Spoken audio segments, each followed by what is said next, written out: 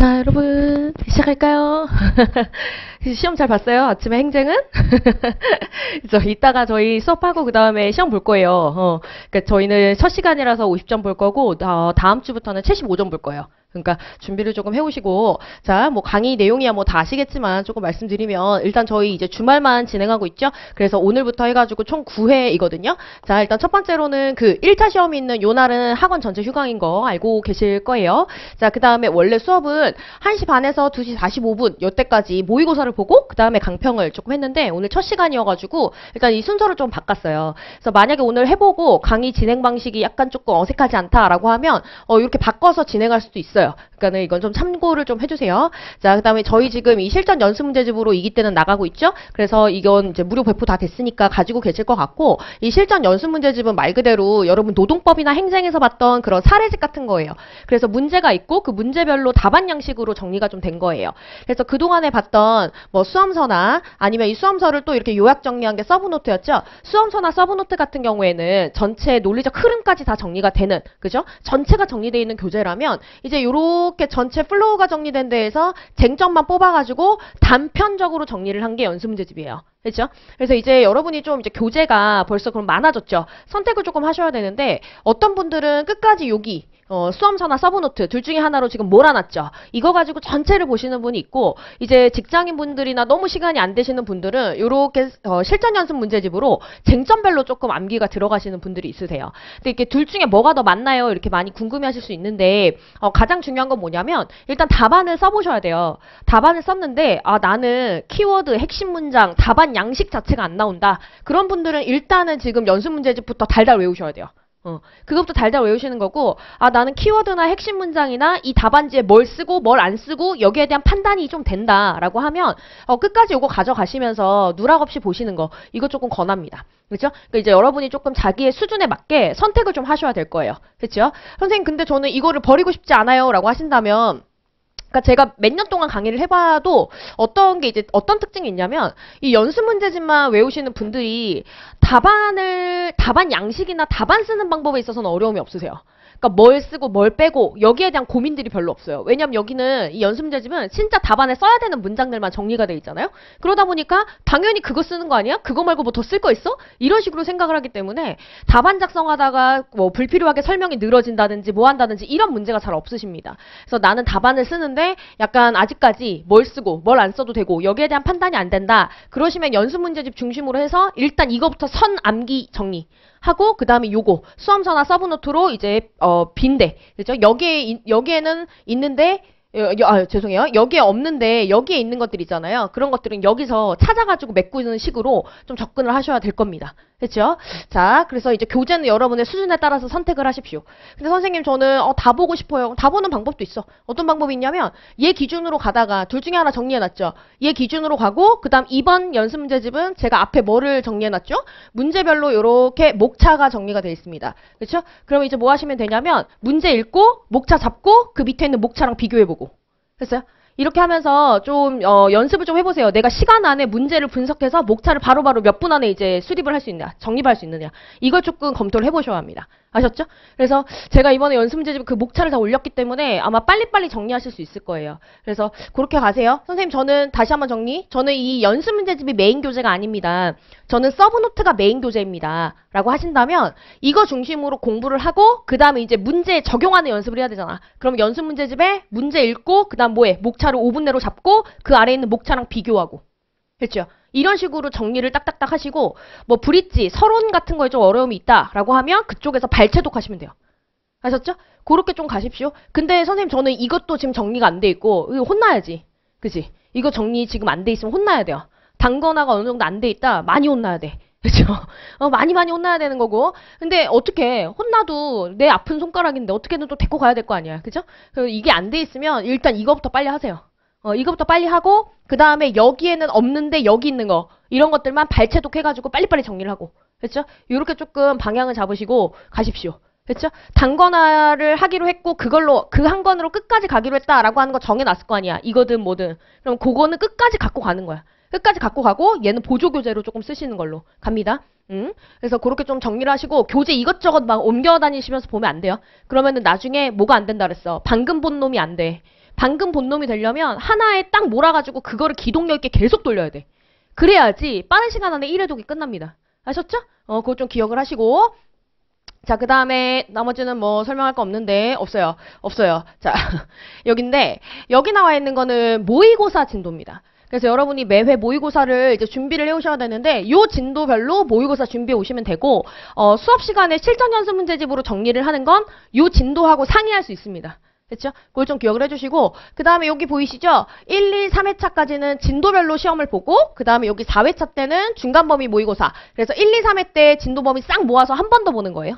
그렇죠? 그 다음에 여기 5, 6, 7회 여기도 진도별로 쫙 가다가 8회 때 이제 어떻게 되는 거야? 중간 범위 모의고사다라고 해서 5, 6, 7회 한 번에 쫙 또 한 번 정리하는 거예요.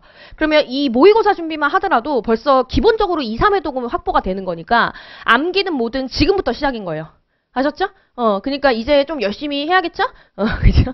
그리고 마지막 9회차 때는 전범입니다. 그렇죠? 그래서 전체를 1회독 동안, 일주일 동안 한 회독을 할 수 있는가 이거를 꼭 점검을 해봐야 돼요. 알겠죠? 그래서 내가 이제는 여러분 좀 어떤 느낌을 받았는지 잘 모르겠지만 자 제가 좀 말씀을 드리면 요렇게 모의고사 보잖아요? 그러면 요만큼 죄송해요 말실수죠? 요만큼이라고 하는 거는 그치? 아무튼 요만큼 공부해가지고 시험을 딱 봐. 이거는 기억이다.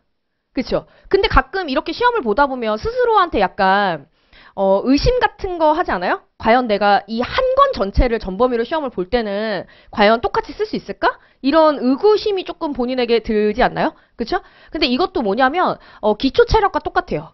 내가 요만큼씩 외워서 쓰는 연습을 하다가 이제 점점 외우는 양을 늘리면 결국 그것도 다 똑같이 기억이 납니다. 그래서 이제 이 연습을 좀 하고 이런 암기의 기초 체력을 늘리는 시간이 좀 필요하기 때문에 이렇게 중간 범위 2번 넣고 전 범위 1번 넣은 거예요. 그래서 많은 양을 한 주 동안 공부를 해도 그게 또렷이 기억이 날 수 있도록 그죠? 이거를 좀 훈련하는 시간이다라고 생각을 하셔야 될 겁니다. 아셨죠? 그래서 요 진도 범위 맞춰서 모의고사는 계속 준비해 오시면 되고 그리고 다음 주부터 몇 점이다? 75점이에요. 알겠죠? 기억 좀 해주시고 열심히 봐주십시오. 그리고 또 하나 이제 여기엔 제가 안 띄워놓은 자료인데 저희 한 장짜리 종이 하나 나갔죠? 그죠? 그 모의고사 관련해가지고 피드백 체크리스트라고 해가지고 그쵸? 총 이제 9번 저희가 시험을 보잖아요? 그럼 저도 첨삭자들한테 얘기를 해놨어요. 이게 나가니까 마지막 총평에 이런 점이 좋았는데 이런 점 개선해라 라고 하는 피드백을 좀 줘라. 그래서 여러분이 거기에다가 기록을 매번 해두시고 그 옆에 개선 여부에 꼭 체크를 해주세요. 과연 내가 개선해야 될 점을 3가지를 지적을 받았는데 내가 셋 중에 뭐를 고쳤느냐 안 고쳤느냐를 계속 기록을 하면서 직접 확인을 하십시오. 그래서 내가 정말 9번 모의고사를 다 치고 나서 이 중에 정말 내가 정말 한 2가지까지 고쳤다라고 하면 뭐 성공한 거지. 하나라도 고쳤으면 성공한 거예요. 그렇죠? 그렇게 해서 딱 책상 앞에 붙여놓고 계속 가시적으로 확인을 하십시오. 내가 이걸 고쳤다, 못 고쳤다, 죽어도 이게 안 고쳐지네 하는 것들이 있잖아. 그걸 자꾸 본인이 봐야 돼. 그렇죠? 직접 보면서 이제 조금 이런 방향으로 가야겠다라고 하는 거를 좀 잘 정리를 해주시면 좋을 것 같아요. 됐죠? 자, 됐어요. 자, 이제 다 된 거고 이따가 모의고사 보시는 거 알고 있죠? 저희가 어제 다 문자로 공지를 좀 했는데 모의고사 볼 건데 모의고사는 실전 연습 문제집에 있는 것만 똑같이 내지 않아요. 그렇죠? 제가 거기 있는 문제들을 응용하거나 변형을 하거나 이렇게 해서 낼 겁니다. 그쵸? 그러면 이제 느낌이 오죠? 그치. 뭔가 있구나, 브리타가. 그쵸? 브리타 있어요. 그리고, 그쪽은 왠지 잘 못 쓸 것 같아서 100점도 충분히 좀 한 2점 정도 더 해놨어요. 아마 잘 못 썼을 것이다. 이러면서, 그쵸? 해놔가지고 여러분 조금 이따가 시험 좀 잘 보시고 책 보지 않고 쓰는 거 중요합니다. 저는 뭐 예습을 못했어요. 너무 바빠요. 동차예요. 아니면 뭐 직장 다녀요. 뭐예요. 이런 이유들 때문에 이제 예습을 못해가지고 책을 열고서 쓰시는 분들이 있으실 건데 일단 첫 번째 오픈북 안 하시는 게 좋아요. 저희 수업은 오픈북은 무조건 0점입니다. 그렇죠? 그러니까 하지 마. 절대 하지 말고 죽이 되든 밥이 되든 기억나는 걸로 쓰는 거야. 이해한 걸로 쓰는 거고. 그렇죠? 그 다음 두 번째로는 다른 선생님들이 문제 알려주시나요? 알려주시는 선생님 있나? 기범쌤 정도? 기범쌤 정도는 알려주죠. 성범쌤도 알려주시나요? 아니죠. 안 알려주시죠. 안 알려주는 게 정상이에요. 그렇죠? 그렇기 때문에 저한테 뭐 선생님 저 예습 못했어요. 뭐 했어요? 그래서 뭐 문제 뭔가요? 물어보셔도 저는 일십할 거예요 아마. 그렇죠? 일습합니다. 왜냐면 나 너무 시간이 없어. 제가 지금 목소리도 겨우 이게 회복을 시킨 건데 1차 강의 때문에 목소리 완전 갔었어요. 또 그래가지고 이거 제가 계속 약 먹으면서 집에서 말 한마디 안 하고 막 아들이 계속 말 거는데 계속 이러면서 대답 안 해주고 이러면서 겨우 회복을 한 거거든요. 조금. 그래서 제가 일습할 거야. 나 너무 이게 대답하는 것도 힘들어서 나 다 일습할 거야. 그러니까 나 그거 절대 물어보지 마시고 죽이 되든 밥이 되든 와서 쓴다 무조건. 그렇죠? 그리고 답안 제출은 무조건 다 하고 그 표 있죠? 표 다 채우면 그 있잖아 피드백 체크리스트 표 다 채우면 인증해. 내가 뭐 커피를 사주든 뭘 사든 커피 쿠폰 쏘든 할 테니까. 그렇죠? 그러니까는 한번 열심히 해서 빡세게 해보세요. 모의고사 안 보고 이러는 거 절대 안 되고 특히 동차생들 1차랑 겹쳐서 너무 힘들다 해가지고 뒤로 갈수록 모의고사를 안 보거든요. 제가 뭐 어떻게 말할 수는 없어요. 모의고사를 꼭 봐라 뭐 이럴 수 없어. 뭐 그래 1차를 붙어야 뭐 2차도 의미 있는 거니까. 그쵸? 근데 제가 하나 말씀드리고 싶은 거는 우리 동차생들 특히 우리 학원에는 동차생들이 많죠. 우리 동차생들 1차 공부를 열심히 하는 거 오케이인데요. 반드시 기억해야 될 게 뭐냐면 1차 공부를 한다는 이유로 2차 공부를 아예 놓아버리시면 안 돼요. 아예 놓아버리시면 나중에 1차 시험 끝나고 난 다음에 다시 복귀를 못 하세요. 왜냐면 복동 듣느라 다 끝나요. 2기 복동을 듣느라. 그러니까 어떻게 해야 되냐?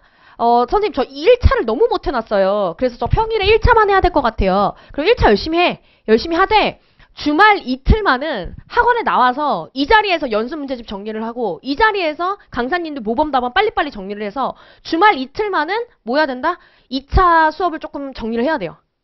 그래야지 1차 시험 끝나자마자 복동 듣느라고 막 3기에 못 들어오고 이런 일이 없어요. 아셨죠? 그거 하나는 좀 기억을 할 거. 내가 답안 제출을 못한다 할지라도 동차생들은. 알겠죠? 안 그러면은 진짜 그래요. 1차 시험 딱 끝나면 그때부터 탁 퍼져. 뭔가 끈이 딱 끊어진 것처럼 뭔가 탁 퍼지면서 합리화가 시작돼. 내년에 2차로 그냥 유예로 할까? 그래 지금 한다고 해서 내가 되겠어? 2차로 그냥 내년에 올인을 하는 거야. 이러면서 이제 막 합리화를 하는데 정말 죄송한데 아마 유예생들은 알걸? 그 동차로 준비했을 때랑 유예로 했을 때랑 딱히 실력 차이가 많이 나던가요? 많이 안 나요. 많이 안 나요 여러분. 그렇기 때문에 그런 생각 하지도 마세요. 제가 늘 경험하지만 그렇게 많이 실력 안 늡니다. 아셨죠? 그러니까는 동차 준비생들은 좀 그거를 잘 유념해 두세요. 알겠죠? 아예 놔버리면 다시 돌아올 수 없습니다. 그러니까 어떻게든 그 끈이라도 잡고 있으려면 토요일 일요일 나와가지고 이 자리에서 모범 답안이랑 연습 문제 같은 거 이 자리에서 밑추치면서 다 정리해 놓고 가야 돼 집에. 알겠죠? 그걸 좀 기억할 것? 알겠죠? 잔소리 너무 심했어. 자 이제 가봅시다. 자 어디 있어? 여기 있다. 이제 연습 문제 쭉 나갈 건데 자 연습 문제집은 이렇게 이제 하나씩 우리가 테마별로 정리가 돼 있을 거예요. 그래서 이렇게 제목까지 제가 다 목차까지 앞에다 해놨으니까 보시기가 좀 편할 거고 아마 정리가 빨리 될 가능성이 높을 것 같아요. 특히 문제별로 쟁점 흐름 정리하기가 좀 좋을 수도 있겠다. 목차가 앞에 있기 때문에. 아셨죠? 그러니까 이거를 자기 공부에 어떻게 활용할지는 이제부터 이제 여러분의 몫입니다. 근데 여기에 있는데 서브노트나 수험서에 없는 게 있을 수 있어요. 그런 것들은 여러분 단거나 중심교재 있죠? 서브노트든 수험서든 뭐든 중심교재가 하나 있을 거 아니야. 거기다가 이제 뭐 한다? 다시 또 단거나 마무리하시면서 낑겨 넣으시면 됩니다. 아셨죠? 단거나는 사실 끝이 없습니다. 3기 때도 모의고사 모범 답안이 계속 나가잖아요. 그럼 거기에서 새로운 게 또 있을 수 있어. 그렇기 때문에 단거나는 어차피 끝도 없는 작업이다. 다만 점점점 단거나의 양이 줄어드는 것 뿐이에요. 그런 걸 좀 기억을 하시고 앞으로 공부 방향을 좀 잘 잡으시기 바랍니다. 아셨죠? 자 이제 볼까요? 저희 인적자원관리 체계다라고 해가지고요. 늘 맨 첫 번째로 보는 문제는 바로 이거죠. 자 제조기업 그리고 서비스 기업의 직무특성 그리고 여기에 따른 인적자원관리 방안을 이제 확, 개, 보, 유, 방 별로 논하시오라는 문제였던 거고 이 문제 같은 경우에는 제가 늘 맨 앞에 넣어놓는데 이유는 하나입니다. 인사관리 시스템 만드는 기본체계 기억해라. 그렇죠. 여기는 무조건 어떻게 됐어요? 인적자원관리 시스템이다 라고 하면 무조건 기본적인 체계는 직무다라고 하는 걸 놓고 이 직무에 뭐 맞춰서 사람 관리를 하는 거 이게 가장 기본적인 인사관리. 그렇죠? 그래서 일단 직무부터 특정을 하고 그 다음에 이런 특징이 있기 때문에 사람을 이렇게 관리해야 된다라고 하는 내용으로 내용이 전개가 되는 게 기본이다. 이게 기본이 되면 이때부터 이제 뭐가 바뀌는 거야? 여기에 뭐가 들어와요? 전략이 들어오기도 하고 여기에 환경 자체가 들어오기도 하고 뭐 여기에 기술 변화가 들어오기도 하고 여러 가지 들어오는 거잖아요. 그렇죠? 그래서 그걸 좀 기억을 해주시면 좋을 것 같습니다. 그래서 여기는 뭐 빨리 한번 정리해 볼까요? 우리 한번 답안 쓰는 거 복귀한다 생각하고 한번 가봅시다. 자 그러면 일단 문제가 물어보는 요 두 가지를 다 합쳐보니까 쟁점은 뭐예요? 합쳐보니까 이 문제의 쟁점은 뭐다? 제도적 차원. 그래서 자 제도적 차원 자체에 대한 개념과 그 다음에 논의의 필요성. 여기부터 시작하는 거죠. 이게 바로 기본 서론이었습니다. 기본 서론. 자, 그럼 그 아래 가서 보자. 자, 인사관리다라고 하는 건 뭐라 그랬어요? 기능적 차원, 관리적 차원에 대한 접근뿐만이 아니라 제도적 접근 역시 필요하다. 그럼 이제 개념정의 첫 번째 나와야 되는 거죠? 제도적 차원이다라고 하는 건 뭐다? 기업이나 조직 특성에 따라 인사관리에 뭐가 달라져야 돼? 내용이 상이해져야 된다. 그래야지만 인사관리의 효율성이 올라간다. 됐죠? 자, 그러면 야 근데 왜 제도적 차원에 대한 고민이 필요한 거야? 대체 왜 효과적인 인사관리를 하려면 이게 무슨 뜻이라 그랬어? 기업의 목적 달성에 공헌하는 인사관리다라는 걸 하려면 기업의 특성에 맞는 내용들이 와야지만 되는 거야. 됐죠? 이걸 함축하고 있는 뜻이라고 했습니다.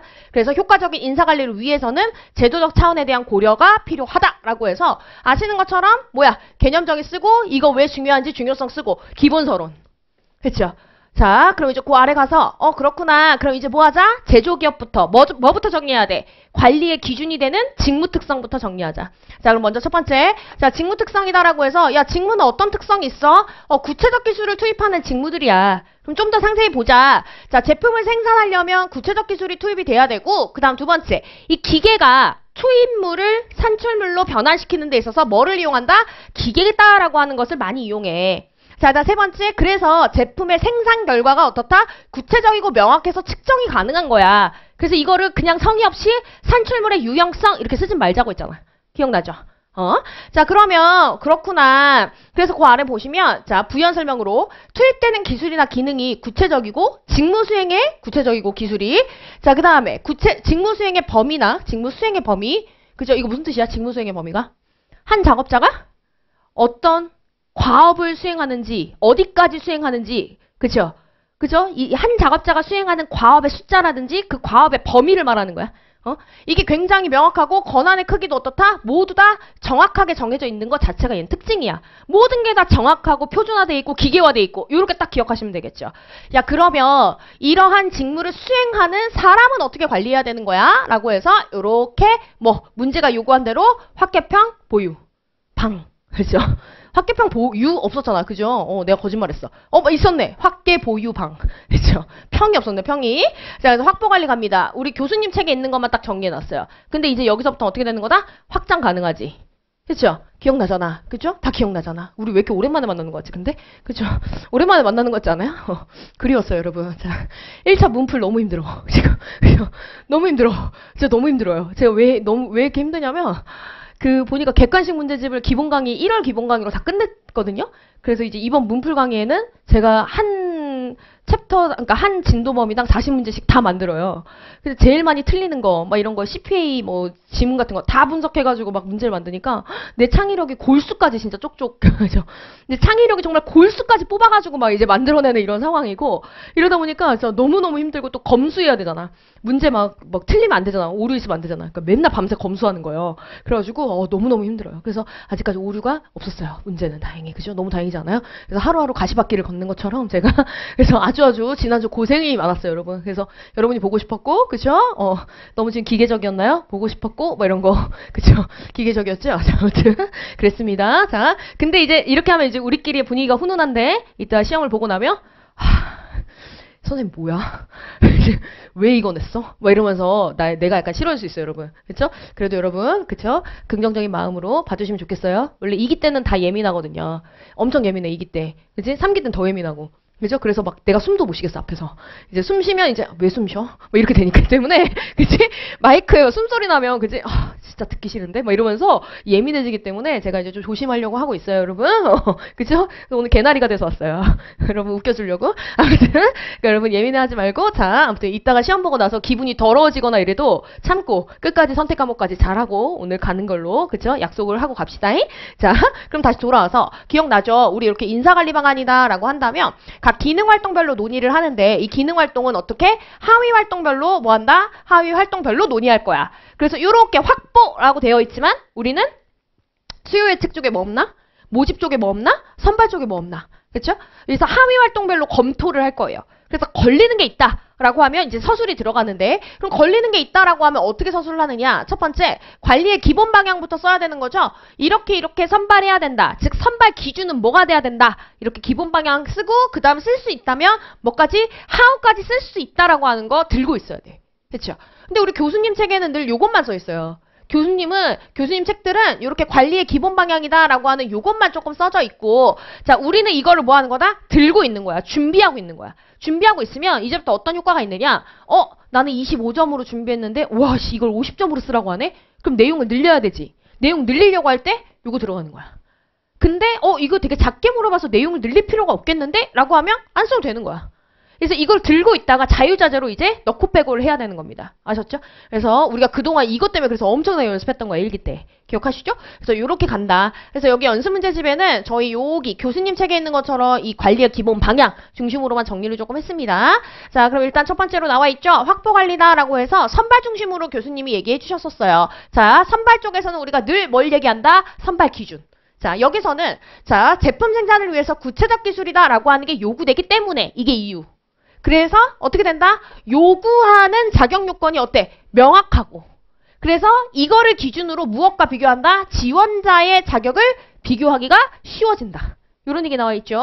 자, 이제 막 보이지? 요구하는 자격, 보유한 자격 이런 것들의 차이가. 그렇죠? 자, 그다음에 자, 다만 문제가 있다라고 한다면 어떤 문제가 있을 수 있어요? 교육기관이 없다든지 아니면 급격한 기술의 변화가 일어나 버리면 내가 요구하는 그 구체적 기술을 갖고 있는 종업원을 확보하는 게 어려울 수 있다.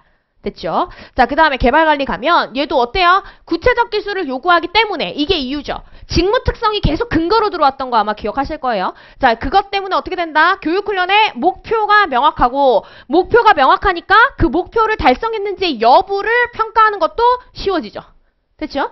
자, 그 다음 평가 및 보상관리 가면 자, 생산 결과가 이번엔 뭐래요? 투입하는 기술이 구체적인 게 아니라 이 기술을 투입한 결과가 구체적이고 명확하다. 그러니까 어떻게 돼? 이 성과를 기준으로 인사평가하는 거 너무 쉽다. 그럼 이 평가 결과가 어디로 연결돼야 돼요? 보상으로 연결돼야 되는 거죠? 그래서 무슨 보상? 성과 중심 보상 제도를 실시할 수 있다. 다만 문제가 있다면 어떤 문제 있어요? 창출된 가치의 분배에 있어 노사관계 대립 일어날 수 있겠다. 너무 창출한 부가가치가 명확하게 보이니 노사 간의 이 분배 문제가 발생하기가 좋다. 이런 얘기죠. 자, 그럼 유지관리 뭐라 그랬어요 아까? 투입물을 산출물로 전환시키는데 기계의 도입이 많다 그랬죠? 그리고 두 번째 또 뭐가 있다? 반복되는 직무 수행 방식. 이것 때문에 자, 사고 위험성이 증대한다. 그래서 산재관리 필요하다라는 내용. 자, 그다음 방출관리 가시면 또 하나 있죠. 뭐 있어요? 제조기술이 어때? 계속 변화해. 너무 급변하기 때문에 유효인력 발생해가지고 인력 감축 문제 생길 수가 있더라 라고 하는 게 우리 내용이었습니다. 그래서 기억하죠? 계속 이렇게 관리해야 된다라는 주장을 할 때 근거가 계속 뭘가 들어와야 돼? 직무특성 들어와야 된다는 거. 그렇죠? 그래서 그거 잊지 말고 설명을 잘할 것. 자, 그럼 이제 여기도요. 서비스 기업이네. 너무 쉬워. 그죠? 얘는 어때요? 비구체적 기술이 투입된다라고 하는 게 메인 내용입니다. 자, 그럼 그 아래 가서 자, 직무 수행에 투입되는 기술 자체가 어떻다? 추상적이다. 그리고 두 번째, 얘는 투입물을 산출물로 변환시키는 과정에서 기계가 아니라 누가 생산자가 고객과 직접 접촉을 한다라고 하는 게 특징이에요. 그래서 얘네가 어떻게 해주는지에 따라서 어때요? 서비스의 효과성, 효율성은 완전히 달라진다. 자, 세 번째. 그 서비스의 산출물이다라고 하는 건 무형성을 띈다 그랬죠? 무형성을 띈다는 건 뭡니까? 비가시적이다. 그쵸? 눈에 보이지 않고 만질 수도 없어. 그러니까 저장도 안 돼. 이런 특징 때문에 어떻게 돼요? 서비스 산출물의 결과를 측정하는 게 어려워지게 되는 거죠. 자, 그럼 이제 그 아래 가서 인사관리 나와 있죠? 자, 그럼 얘는 일단 첫 번째. 뭐예요? 요구하는 자격이 비구체적이야. 왜? 추상적 기술을 요구하니까 대체 무슨 기술을 요구한다는 거지? 이 직무를 수행하기 위해? 모르겠어. 자, 그 다음 두 번째. 또 그러다 보니 뭐를 봐야 될지 모르니까 어떻게 됩니까? 지원자의 자격을 평가하는 게 어려워져. 야, 안 되겠다. 그러면 우리 선발을 이렇게 하자. 직무가 요구하는 일반적인 자격과 지원자가 보유한 일반적인 능력을 비교해서 그럼 선발하자. 라고 하는 수밖에 없는 거야. 구체적으로 뭘 요구하는지 모르니까 이 친구가. 됐죠? 자, 그 다음 개발관리. 얘도 추상적 기술 요구하죠? 그래서 어떻게 된다? 그래서 교육훈련 내용도 추상적이야. 그러면 추상적인 교육훈련이 뭐가 있는데 예시로 몇 개 제시한 거야. 자, 그 다음 두 번째. 또 뭐가 있다? 추상적 기술 요구하니까 무슨 문제 생겨요? 능력평가 안 되지. 두 번째. 산출물의 무형성이라는 걸 요구하니까 성과평가 안 되지.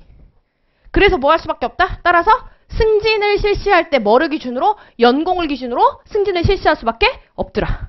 기억하죠? 자, 그 다음에 평가 및 보상관리다라고 해서 산출물 무형성. 그래서 뭐가 안 돼? 측정 평가가 안 돼. 그래서 무슨 평가를 할 수 없다? 성과 중심 평가 못 해.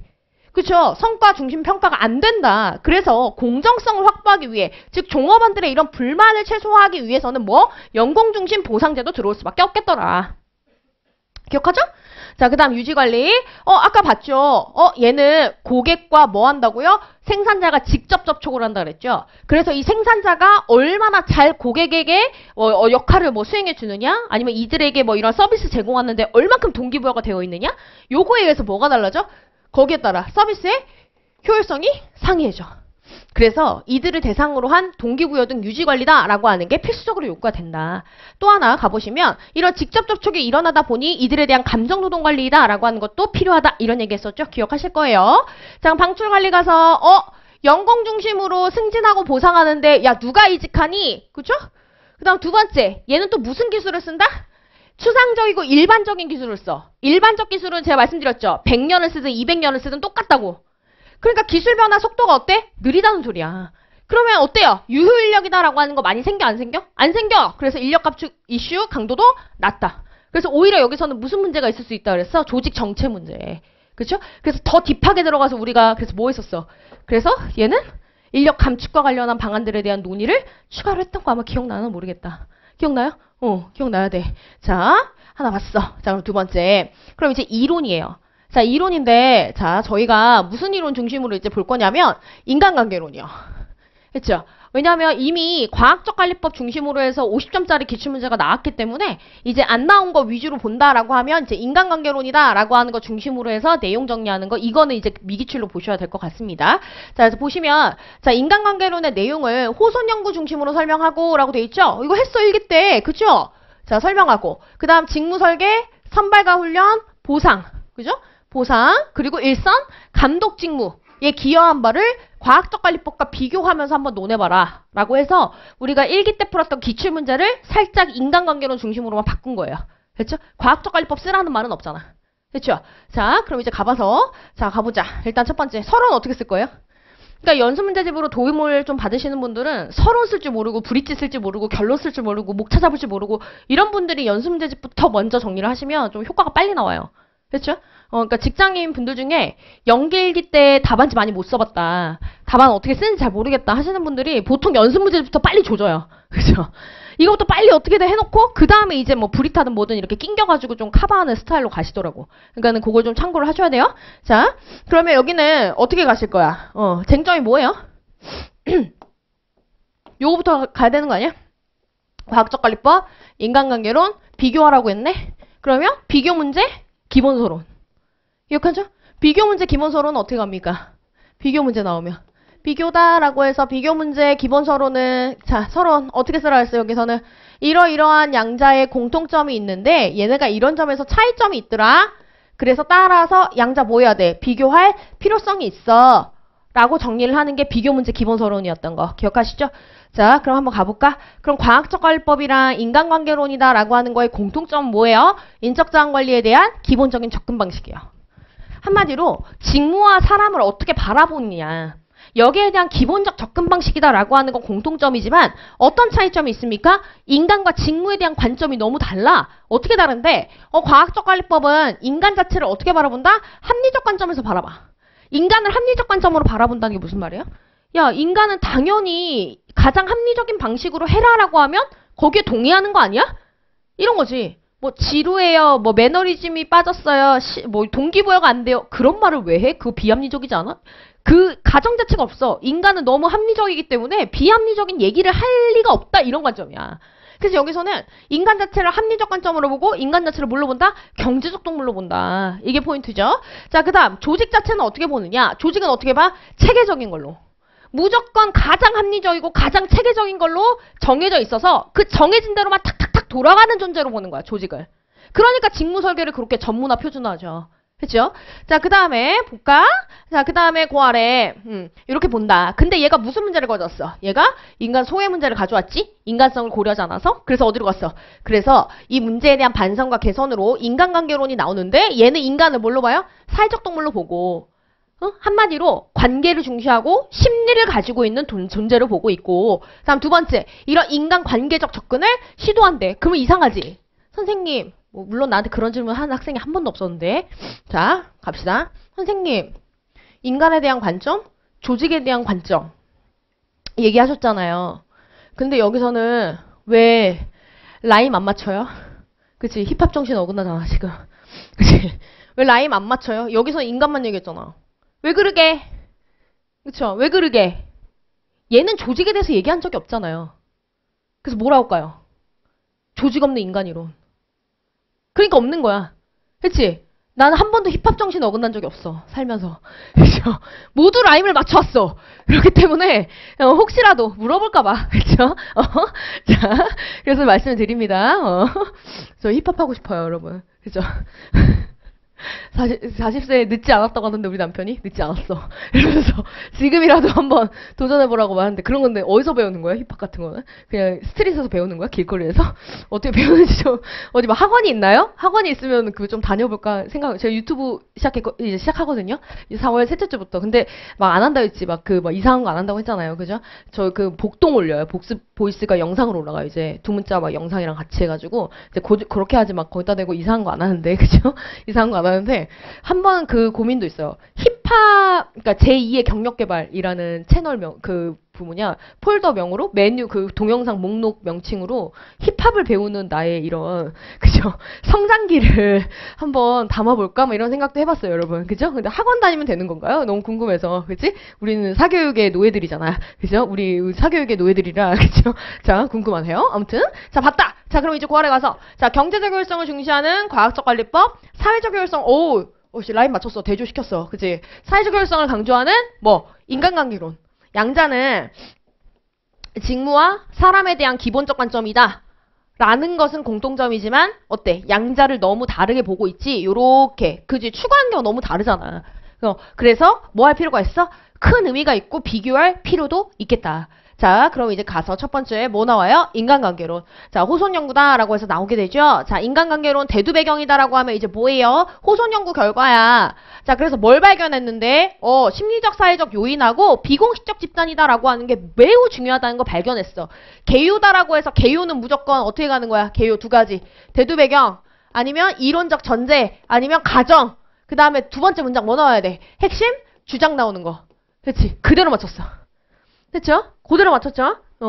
자, 그럼 이제 고할에 가서 그렇구나. 그러면 한번 상세하게 얘기 좀 해줘. 근데 우리 문제가 뭘 요구했지? 호손 연구 중심으로 내용을 쓰래매. 그래서 1차, 2차, 3차, 4차 실험별로 요렇게 뭐 했습니까?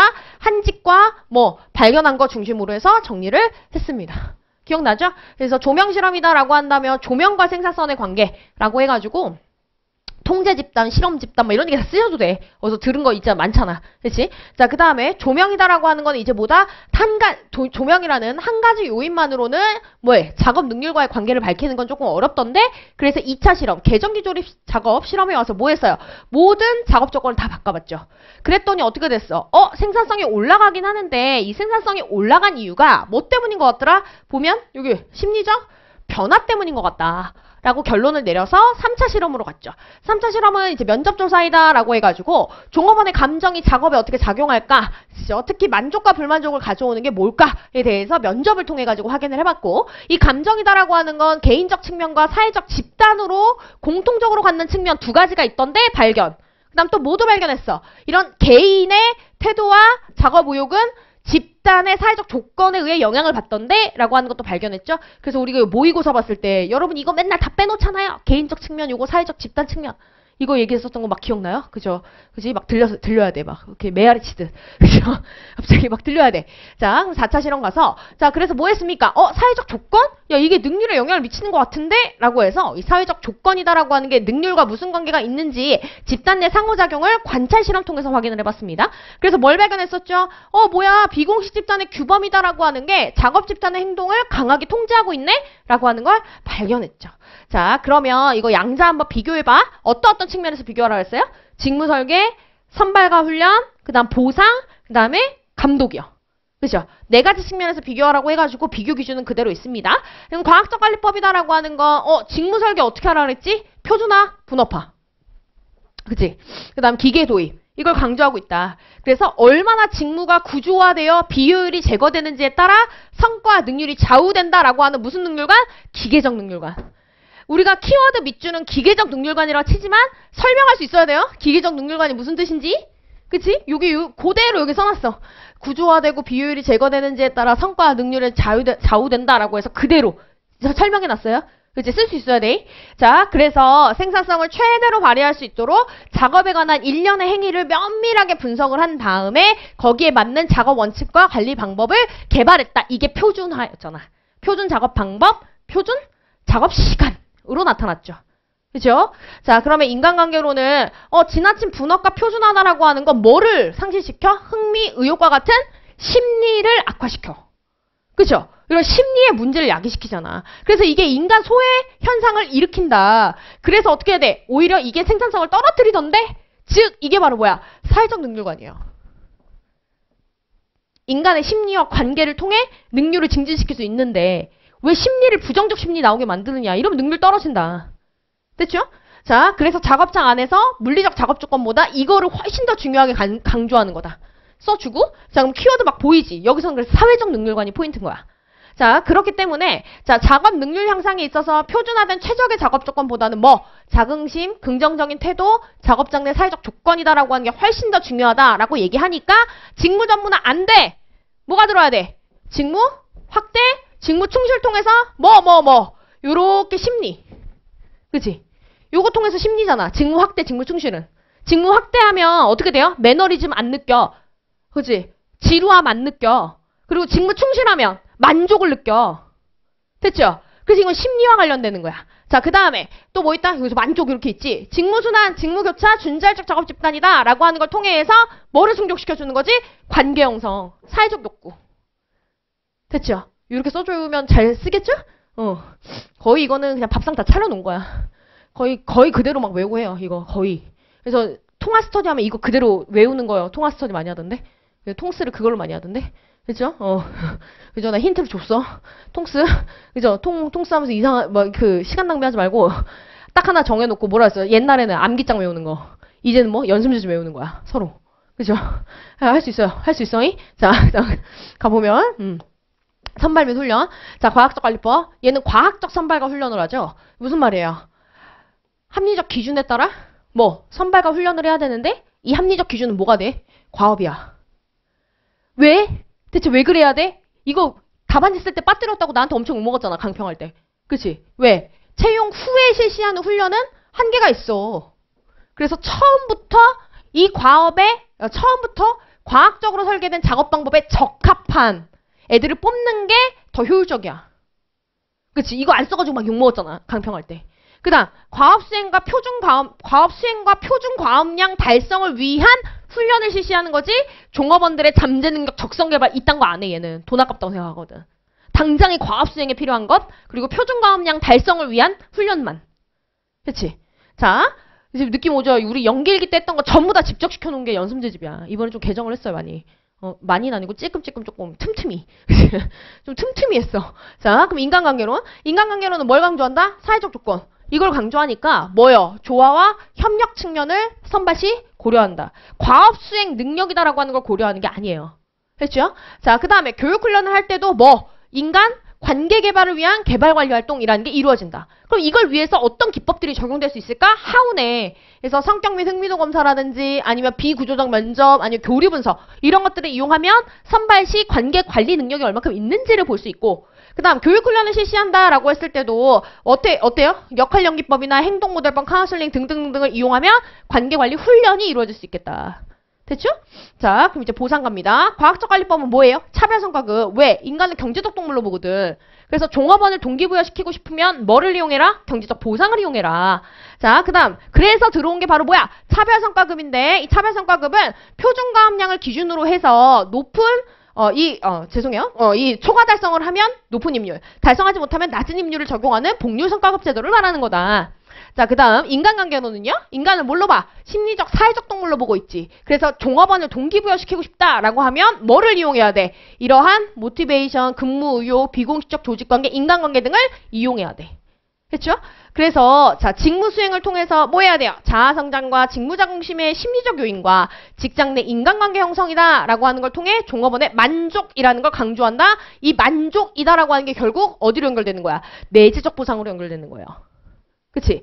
그러면 내재적 보상이다라고 하는 건 어떻게 해주는 거야? 라고 해서 여기 나와 있죠? 뭐 동료와의 관계, 리더십 스타일, 아니면 또 그러니까 직무 내용 중심 설계, 아니면 근로시간의 조정, 직장 안정감 제공, 개인과 직무의 조화, 자율적 기업 문화 구축, 경영 참여 보장, 직장 내 커뮤니케이션 활성화 등등이 대표적인 내재적 보상 기법들이지. 내재적 보상 기법 잘 못 쓴다 그랬잖아요, 여러분이. 그래서 제가 하나 따서 그냥 외우세요. 뭐 이랬던 거 기억나요? 그래서 이렇게 정리하시면 끝. 됐지? 자, 그러면 하나 더 있네. 일성 감독 직무. 여기선 기능식 직장제도 들어오죠?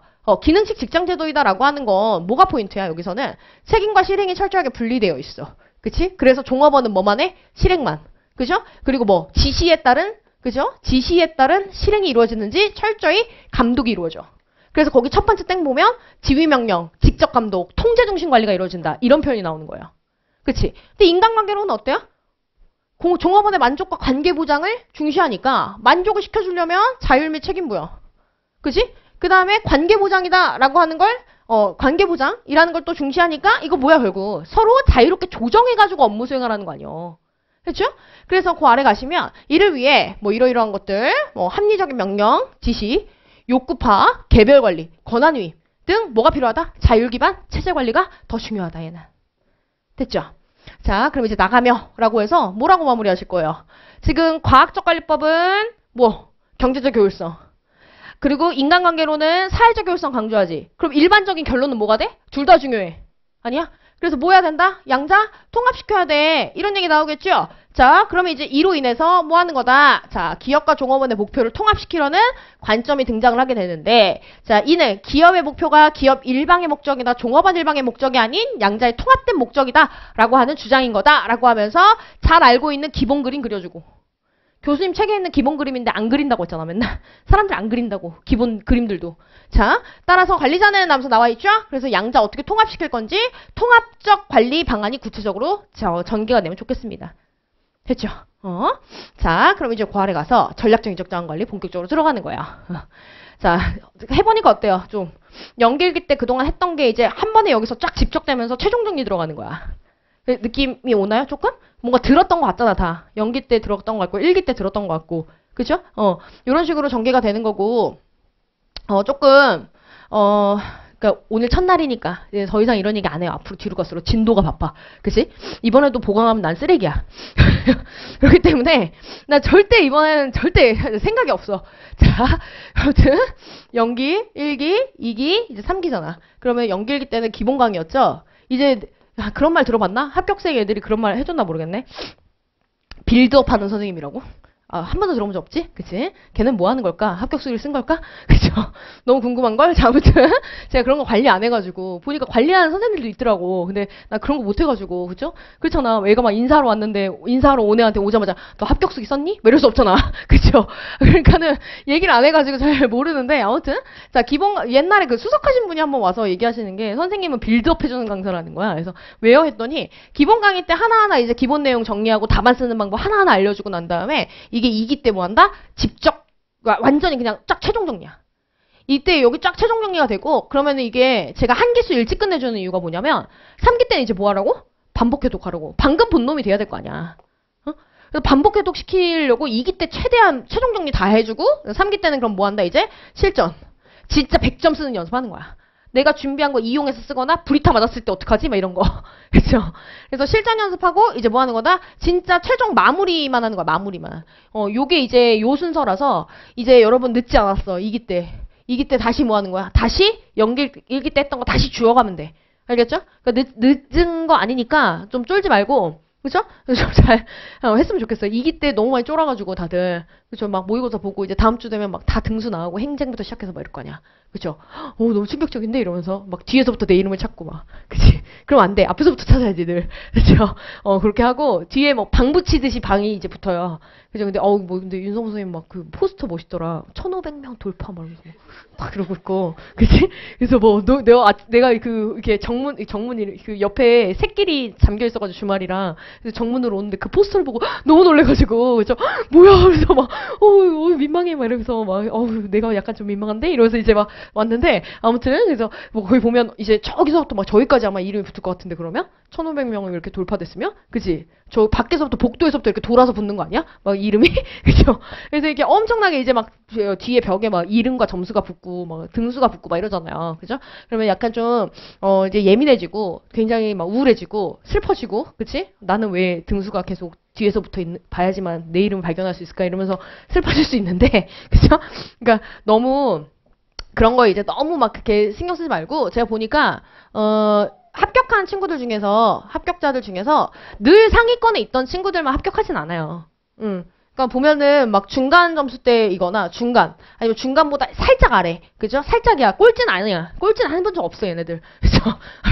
꼴찌 좀 에바지. 아무튼 여기 있는 친구들 중에 붙은 친구들 꽤 많아요. 그러니까는 내가 너무 상위권이 아니다라고 해가지고 너무 그럴 필요 없어. 상위권에 있는 애들 중에 떨어져요. 뭐 전설의 사건들 되게 많아요. 어떤 수업에서 맨날 1등 했던 애가 떨어지고 막 이러고 그런 일도 많아가지고 이 모의고사 점수가 다는 아니지만 적당한 수준에서 이거를 계속 점수 관리를 하고 두 번째는 뭐냐? 자신과의 싸움이야. 내가 복습을 해서 모의고사를 치고 이 프로세스를 계속 성실하게 이행을 했느냐 이게 더 중요해요. 그래서 그 연습을 많이 하고 간 친구들은 대부분 다 실전에 가서 그렇게 막 망하고 나오진 않는 것 같아. 남들 하는 만큼 무조건 해. 그리고 합격했던 이 친구들도 나 모의고사 점수 높지 않았다. 근데 이 친구들이 늘 하는 말이 근데 모의고사 한 번도 안 빠뜨렸다. 이런 얘기를 많이 해요.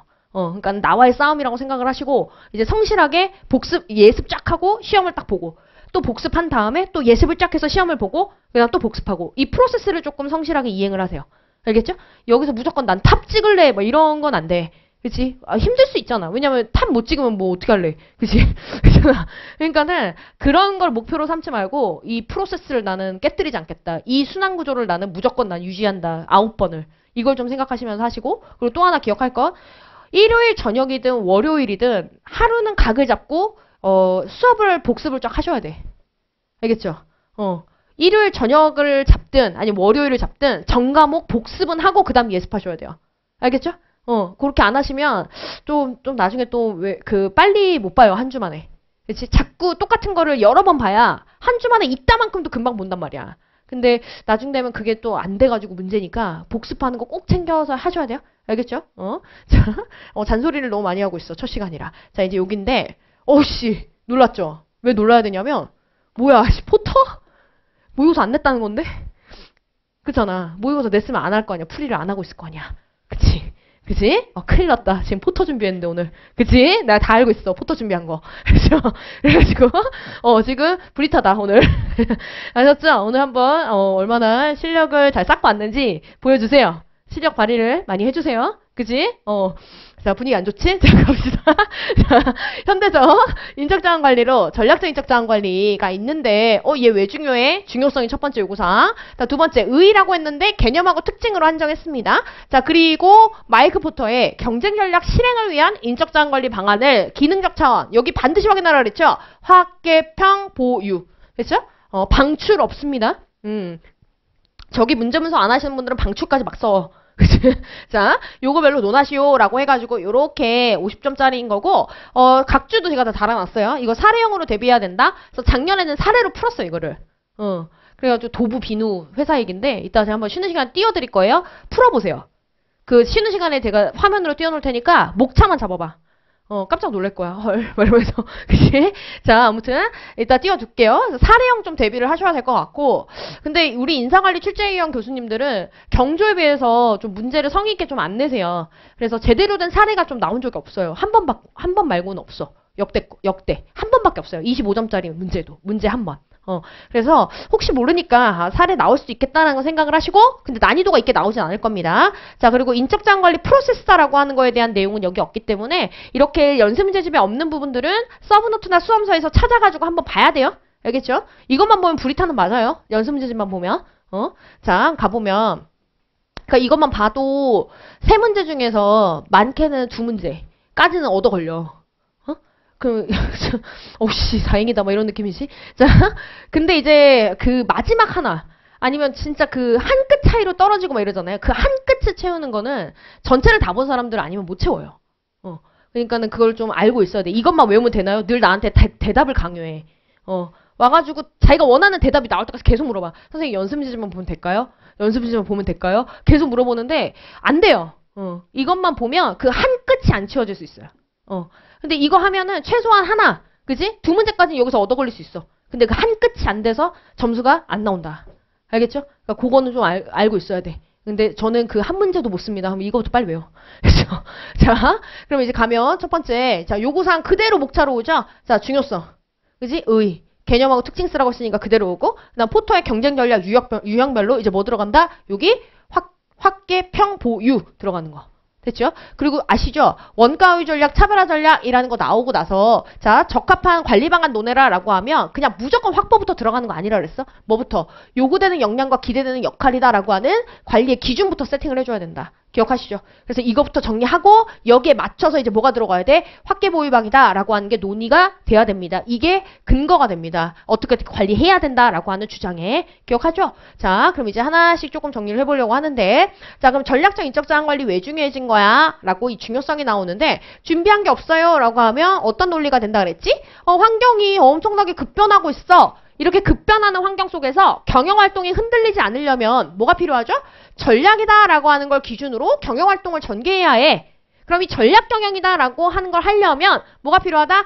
세 가지 의사결정이 필요해. 세 가지 의사결정 뭐예요? 어디서 경쟁하지? 어떻게 경쟁하지? 무엇으로 경쟁하지? 이 세 가지 의사결정이 필요한데 이 중에 무엇으로 경쟁할 것인가에 대한 문제는 뭐다? 전략적 인적 자원 관리. 즉 인적 자원 관리가 전략 경영에 있어서 매우 중요하다라는 논의가 된다. 그래서 전략과 인적 자원 관리를 연계시키는 전략적 인적 자원 관리다라고 하는 거의 중요성이 커진 거지. 끝. 그치? 자, 그러면 와서 전략적 인적 자원 관리 개념 정의. 그래서 뭐야 얘는? 뭐가 포인트야?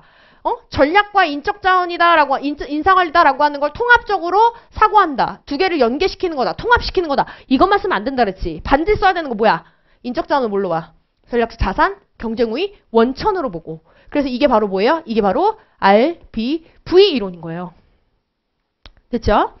RBV 이론인 거야, 이게. 자, 그렇구나. 그러면 전략적 인적 자원 관리다라고 하는 건 어떤 특징이 있어? 라고 해서 세 가지 특징 기억나죠? 보편성. 이게 뭐다? 어떤 상황에서도 문제를 해결하고 조직을 성장 발전시키는, 그치? 한마디로 성과를 내는 유일 최선의 경영 방식이나 제도, 원베스트웨이 꼭 써야 돼, 영문. 자, 이건 뭐 한다? 존재한다. 근데 오해의 소지가 있기 때문에 반드시 부연 설명 붙여야 된다 그랬죠? 아무거나 원베스트웨이가 아니라 뭐가 원베스트웨이야? 인적 자원을 전략적 자산으로 바라보는 관리 기법들이 원베스트웨이였던 거야. 자, 그러면 어떤 기법들이 있는 거야? 구성원들 동기부여시켜야 돼. 이런 전략적 자산이 동기부여가 돼가지고 빡세게 일해주면 성과 나온다 이거거든. 이건 진리라는 거야. 보편적 진리라고. 다음 또 뭐가 있어? 또 우수한 인력이라는 걸 보유해야 되고, 자, 그 다음 또 뭐 있습니까? 내부에서 자 제한제도나 QW의 고충처리제도와 같은 뭐가 필요하다? 자, 참가제도다라고 하는 게 실행이 돼야 된다. 자, 여기 정보공유와 경영참여라는 게 확대가 돼야 된다. 또 뭐가 있대요? 참여, 성과, 배분제도, 채택 등과 같은 이러한 특정한, 그죠? 특정한 인적자원 정책은 어때? 어떤 정책들이야? 다 인적자원을 전략적 자산으로 보는 정책들이야. 됐죠? 자, 얘네들은 어떤 조직에서나 보편적으로 유효하고 성과 이런 단어 빠뜨리면 안 된다 그랬지. 기억나요? 성과를 올려주더라. 자, 그다음 두 번째 뭐가 있어요? 상황하고 기업 전략과의 뭐가 필요하다? 상황과 전략의 적합성이라는 거 너무너무 중요해. 양자가 적합하면 뭐가 올라가니까? 성과. 성과라는 단어 빠지면 절대 안 된다 그랬어. 기업 성과라는 말. 그렇지? 이게 전통적 인사관리와 다른 점이라 그랬지. 전통적 인사관리는 뭐를 추구해? 종업원의 성과, 종업원의 만족. 근데 전략적 인적 자원 관리는 뭐를 추구한다고? 기업 자체의 성과. 그래서 뭐라 했어? 발칙하게 인사관리 주제에 기업 자체 성과를 논한다고. 얘는 그게 특이한 거라고. 그런 얘기 했잖아. 기억나죠? 자, 그러면 가보자. 적합성은 두 가지 유형이 있죠? 수직적 적합성, 뭐랑 뭐, 전략하고, 뭐, 어디 갔어? 인사관리. 양자의 적합성이 중요하고. 자, 수평적 적합성이다 라고 하면 뭡니까? 여기는 제도 간의 적합성을 말하는 거였어. 기억하죠? 자, 그럼 형태성 갑니다. 그러면 이제는 형태성은 뭐냐? 이 제도들의 조합이다 라고 하는 게 뭐를 만들어? 하나의 인사관리 시스템을 만드는 거고, 이 시스템이 뭐 하는 거야? 성과를 창출하는데 뭐를 통해서? 시너지 효과를 통해서. 기억나죠? 하나의 제도가 성과를 창출하는 데 있어서 효과적인 게 아니라 제도들이 모이면 얘네들끼리 시너지가 만들어져가지고 기업 성과 창출로 연결이 된다. 그래서 뭐가 중요한 거야? 전략에 맞춰서 수직적 적합성, 제도들끼리의 수평적 적합성이다라고 하는 게 계속 맞아가다 보면 제도 간에 뭐 조합이 이루어지면서 고유한 그 기업만의 인사관리 시스템이 만들어지는 거지. 됐어? 그래서 이 인사관리 시스템이다라고 하는 게 바로 장기간에 걸쳐서 나름대로 독특한 자원과 능력이 결합되어 차별적 역량으로 구축되는데 이게 바로 뭐가 되는 거야? 가치 있고 희소하고 모방이 안 되고 대체가 불가능한 전략적 자산이 되는 거야. 기억나죠? 세 가지 특징? 자, 그러면 이제 가보자. 포터. 포터. 자, 여기는 연습 문제집이어가지고 제가 이렇게 해놨는데 조금 이제 좀 투머치로 들어가 있는데 공부 좀 하라고.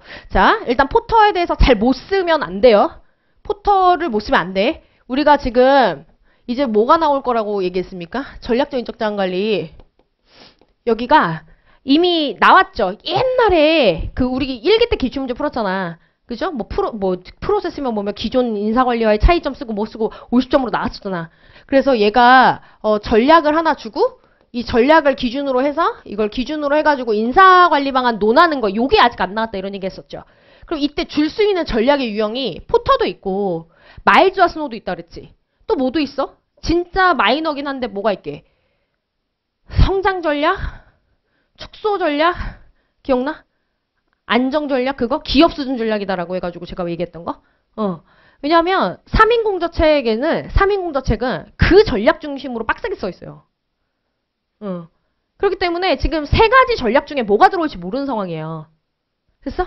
세 가지 전략 중에 뭐가 들어올지 모르는 상황이야. 그러면 첫 번째 경영지도사 같은 경우에는 경영지도사도 인사관리 보는 거 알죠? 노사관계론, 인사관리, 조직행동론 이 세 개 보잖아. 걔네도 2차 쓰는 거. 그지? 근데 걔네는 잔챙이처럼 내. 막 이런 거 하나 하고 10점 막 이래. 그치?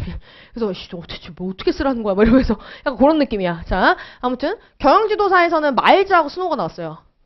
됐어? 자, 그 다음에 3인 공저책. 3인 공저책에는 뭐가 있다고? 그 외적 성장 전략, 축소 전략 그거 있잖아. 기업 수준 전략. 그거 중심으로 빡세게 써 있어.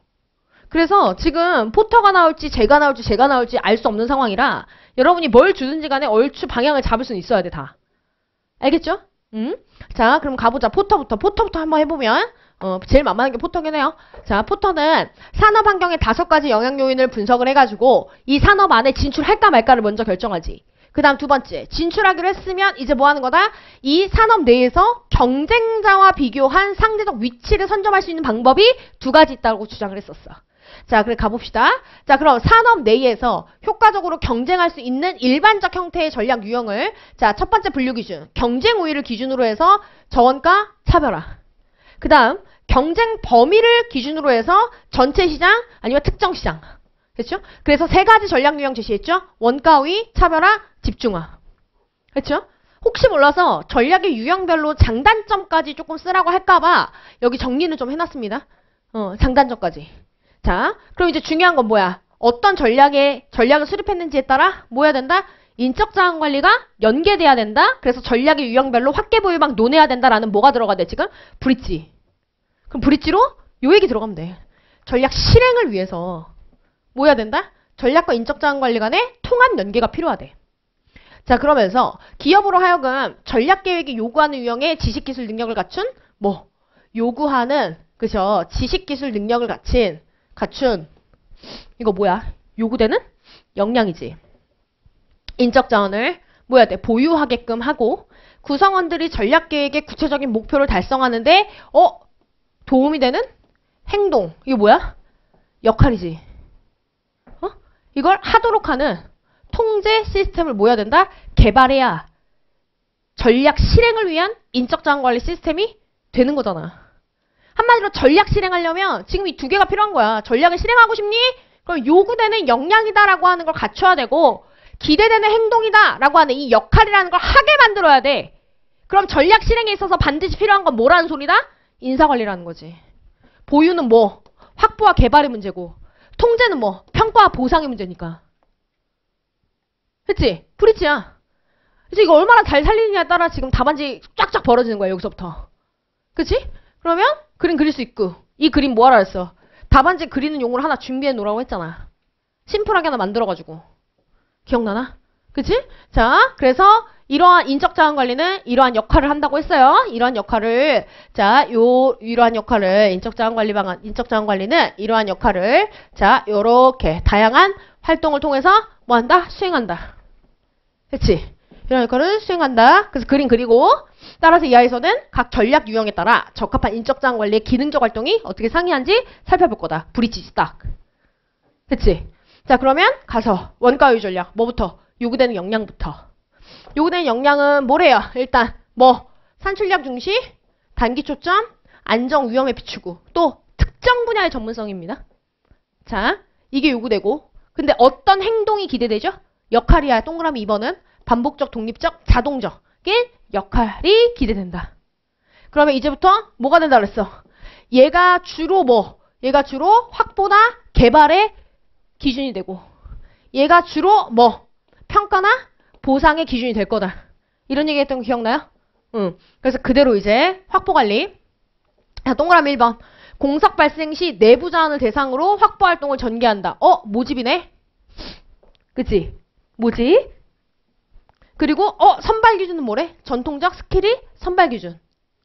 그쵸? 이것만 써있어요. 교수님 책에. 근데 더 늘려야 되는 상황이다. 그러면 how 붙여야지. 모집. 이미 확보된 안정적 노동시장을 이용해야 된다. 그래서 기존 종업원들의 전문성 강화를 위해 내부 모집. 이 두 가지가 이유야. 이미 확보된 안정적 노동시장. 그러면 이제 뭐가 가능하게? 인력의 수요 공급 예측이 가능해. 그럼 수요 공급 예측이 가능하면 뭐가 가능하지? 내부 육성 개발을 통한 대비가 가능하잖아. 수급 조정. 이게 첫 번째 이유고 두 번째. 그리고 종업원들의 특정 분야의 전문성이 높아야 된다며. 그래야 효율이 올라가잖아. 이걸 해주려면 뭐가 필요하다? 장기 근소. 그리고 내부 종업원 육성 개발. 그러니까 내부 모집이 이루어지는 거다. 그럼 구체적으로 하우는 이런 애들이 있다. 그 다음에 두 번째. 전통적 스킬을 기준으로 한다? 그러면 전문적 기술 보유 여부가 선발 기준이다? 그럼 이걸 확인할 수 있는 선발 도구들 뭐가 있을까? 열거 제시 하우. 준비한 거 있을걸? 너무 많이 해가지고 이거. 그쵸? 자, 그 다음 또 뭐가 있어요? 개발할 거야. 그럼 개발은 소수 직무 담당자를 대상으로 직무 수행 능력을 향상시키기 위한 수시적 비체계적인 훈련. 무슨 말이야? 얘기해봐. 원가율 전략에서는 당장의 과업 수행의 효율성이 중요하죠. 원가를 절감해야 되니까. 그래서 교육훈련을 전체 종업원들 대상으로 해가지고 체계적으로 실시하는 게 아니라 당장 과업 수행을 하기 위해서 뭐 한다? 이 직무 담당자를 대상으로 이 과업 수행을 위한 걸 빨리 가르쳐. 그러면 각자 수행하는 직무가 다르니까 교육훈련 내용이 다 다르죠. 그렇지? 그리고 시행되는 시기도 다 다르고. 그래서 수시적이고 비체계적인 훈련이 이루어진다. 이렇게 얘기하는 거야. 그치? 자, 그리고 가볼까? 그럼 교육훈련은 조금 더 상세히 보면 생산 효율성을 위해서 요구되는 스킬을 구체적으로 규정하고 이걸 교육훈련 시킨다. 그럼 교육훈련 목적과 내용이 구체적이겠네. 그리고 주로 뭘 가르치겠어? 기능이나 기술 개발 관련한 거 가르치겠네. 자, 그 다음 경력 경로는 어떻게 된다? 전문성을 향상시켜야 된다고 얘기하니까 수직적 경력 경로 들어오겠네. 어렵지 않죠? how가 어렵다? 여기 있어. how를 붙여야 되는 상황이다라고 하면 이렇게 붙어야 돼. 교육훈련 그래서 OJT 조제제도 전문학교 기능 및 기술 개발이니까. 그 다음 여기 가면 수직적 경력 경로 아니면 이중 경력 경로 쓸 수 있어. 기술 분야의 전문성을 극대화시키겠다라고 한다면. 했죠? 평가관리. 자, 성과에 기초한 보상력을 가진 행동중심 평가 시스템 적용해야 된다. 왜? 종업원의 전문화를 위해 표준행위를 평가 기준으로 마련을 하고 이걸 인사평가 시 활용해야 되기 때문이다. 가장 효율적이고 가장 합리적인 작업행동을 미리 정해놓고 이걸 반복적으로 수행하게 만들어야 되잖아. 그러니까 행동중심 인사평가 실시하는 거고 여기에 해당하는 애로 체크리스트, 바스, 보스 들어갈 수 있다. 근데 말씀드렸죠? 얘가 뭐도 가능해? 성과중심 평가도 가능한데 여기에 넣은 이유가 뭐 때문에? 차별화랑 중복되지 않으려고 난 여기에 넣었다. 이런 말도 내가 했었어. 1기 때. 기억하나요? 자, 그다음 보상관리. 또 뭐합니까? 여기는 자 표준화된 작업행 뒤 반복시켜야 되지. 그치? 그래서 장기 근속 유도를 시켜줘야 돼. 오래오래 하게 만들어야지. 1년, 2년, 3년, 10년, 20년. 그치? 그렇게 해야 되니까 내부적 공정성을 중시하고 그쵸? 그래서 승진, 즉 직급과 승진 여부에 따라 임금 격차가 큰 임금 체계가 들어온다. 그러면 근속 연수가 길면 길수록 임금이 점점점 올라가는 구도가 돼야 되는 거니까 하우로 연공급. 그치? 또 개인의 능률 증진을 시켜줘야 되니까 하우로 개인 성과급 들어올 수 있겠죠. 효율과 능률 극대화잖아. 자, 그 다음 유지관리는 생산 효율성을 제고하기 위해서 이게 목적이죠. 그래서 근로자 참여나 아이디어 제안이라는 게 들어오게 되고 또 근로조건은 어떻게 한다? 단체 교섭을 통해 가지고 근로조건을 향상시키더라. 이런 얘기 했었고 자, 노사관계관리 이야기 나와 있죠. 그래서 얘는 뭐가 중요해? 단체 교섭이나 단체 협약관리가 중요하다. 하우로 고충처리제도 들어올 수 있고 또 산업안전관리 얘기 들어올 수 있어요. 전문성, 효율성만 강조하다 보니까 산업안전관리가 소홀해질 수 있다. 그래서 공학적 예방대책, 관리적 예방대책 하우로 들어올 수 있어. 자, 마지막 차별화 전략이죠. 얘도 뭐부터 정리? 요구되는 역량부터 정리, 기대되는 역할 정리. 그렇죠? 어렵지 않죠? 뭐 들어가야 돼? 창의성, 협력. 또 장기지향, 모성, 위험선호. 그렇죠? 또 어떤 행동이 요구돼? 협력적 행동. 아이디어 개발 과정과 결과에 대해 균형 있는 자세를 취하는 역할의 행동. 무조건 똑바로 써줘야지 얘는. 그래야 결과 중심 인사평가로 가니까. 자, 이거 기준으로 해서 확보관리부터 쫙 들어가는데 완전 어때? 원가, 우위 전략과 뒤집어집니다. 대조됩니다. 됐죠? 그래서 제가 이거는 안 할 거예요. 자, 그래서 한번 보고 자, 그렇구나. 그러면 자, 결론 쪽에 쓸 말이 없어요 라고 하면 이런 것도 괜찮아요. 여기서 인간과는 자, 과학적 관리법의 인간과는 뭐였어? 합리적 경제인. 인간관계론에서 인간과는 뭐였어? 사회적 동물. 그럼 이 전략적 인적자원 관리에서 중요한 인간과는 뭐다? 전략인이라는 거야.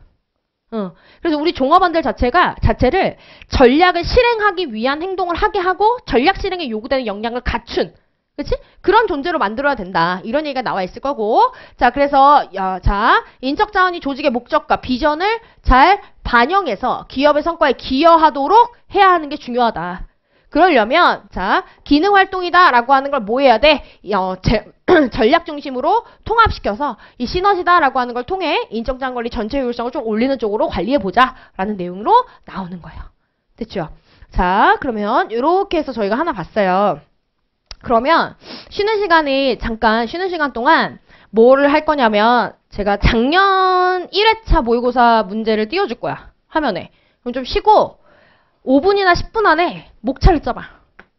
그쵸? 그래서 조금 이제 10분 쉬고 10분 뒤에 또 두 번째 시간 잠깐 들어갈게요. 10분만 쉴게요.